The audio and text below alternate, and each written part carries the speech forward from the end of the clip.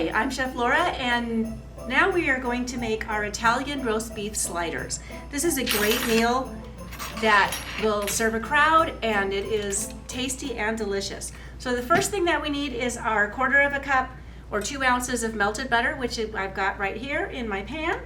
And we're going to go ahead and add our spices to that. We need 2 teaspoons of Worcestershire. When you're from California, you say Worcestershire. If you are from England, you say Worcester. I just can't stop saying what I grew up with, right? Then we need a teaspoon of Heinz yellow mustard.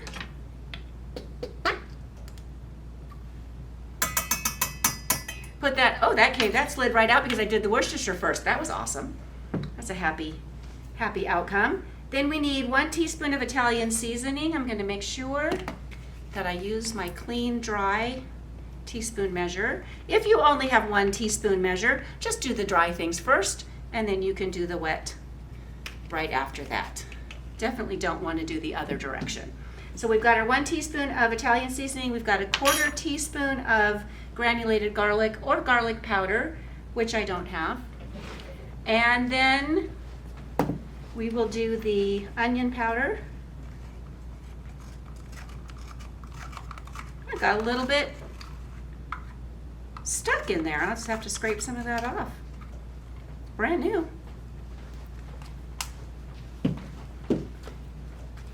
All right, now I have my granulated garlic, a 1/4 teaspoon of that. Get that in there. I'm just going to stir this up with the pastry brush that I'm going to use when I brush it on the rolls. Get that nice and stirred. Make sure that you get that mustard stirred in well.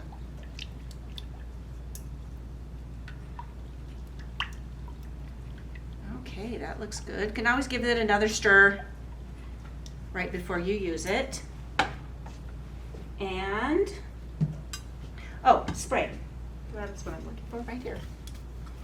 Left it out because I knew I was going to need it.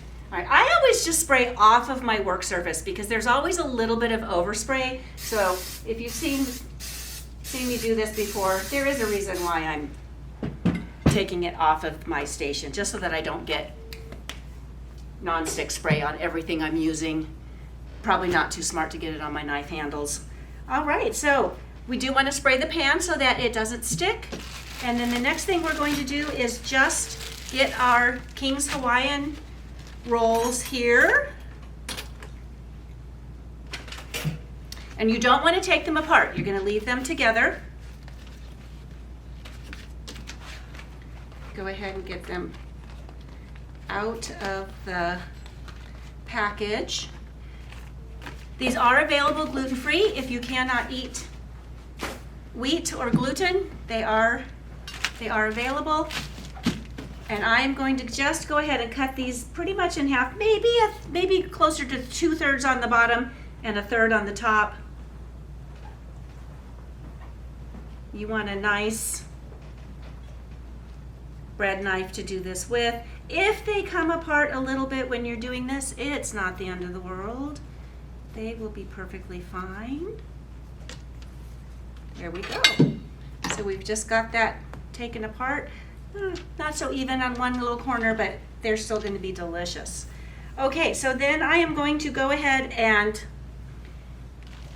what I like to do is there's plenty of this delicious butter mixture. I like to put just a little bit in the bottom of the pan.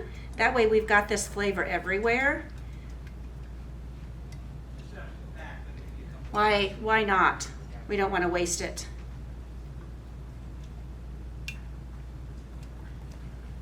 Just a little bit in there. That'll flavor and crisp up the bottoms of the rolls as well as the top.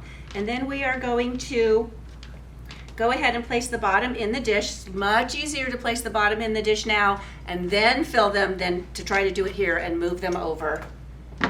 And then we have 8 ounces or 1/2 pound of deli roast beef. And I just put this on here pretty evenly. You want everybody who eats this to get plenty of meat and cheese, and there is plenty of meat and cheese. This is a nice, generous amount.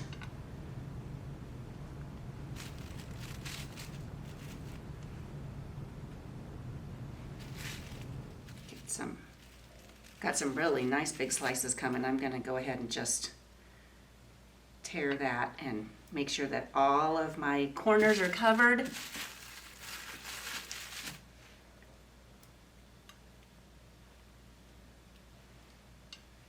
Oh, it's already looking good.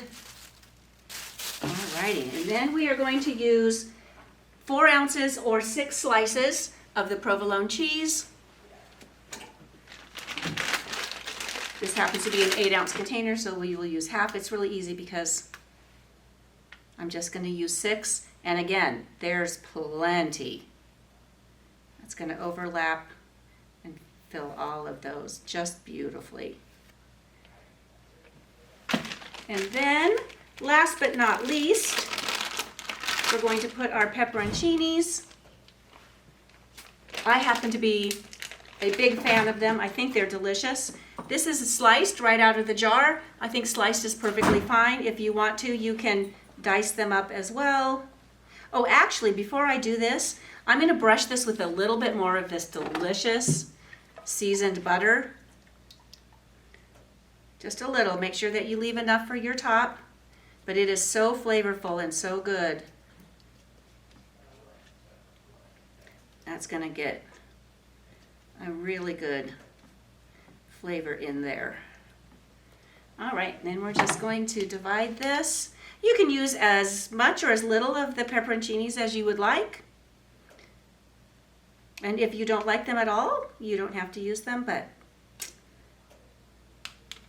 I do understand. Not everybody is as big a fan as I am.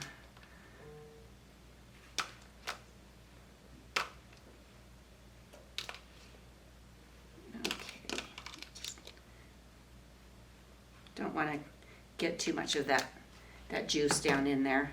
All right, and then we are just going to put the top on here. Brush it one more time on the top with our delicious mixture.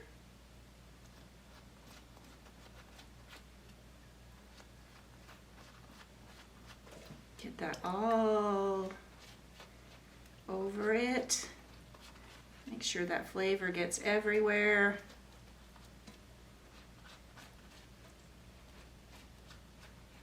Gonna say it again, it smells delicious, and it's gonna be even better when it is baked.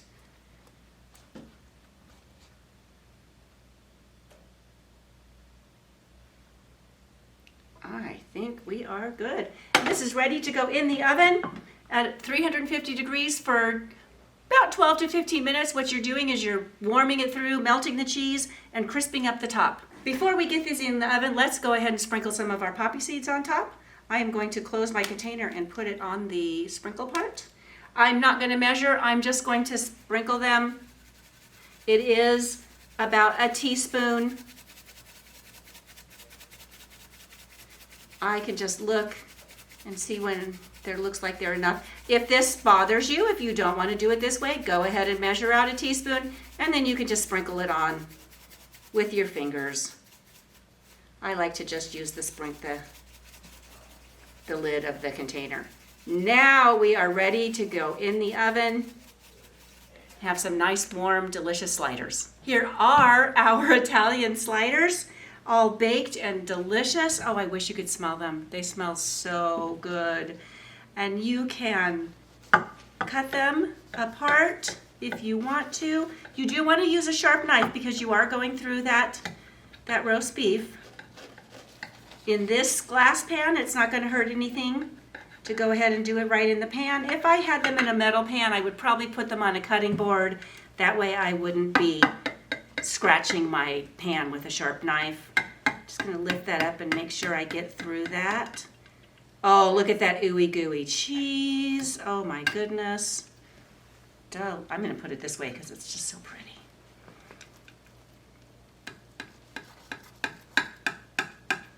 Alrighty. Oh.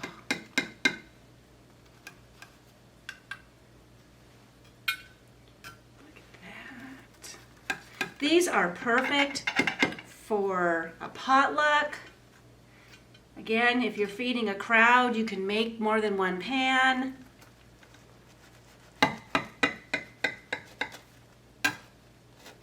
And if you're feeding your family, leave it in the pan. If you want a pretty presentation, just go ahead and get those out on a nice platter, and there we go.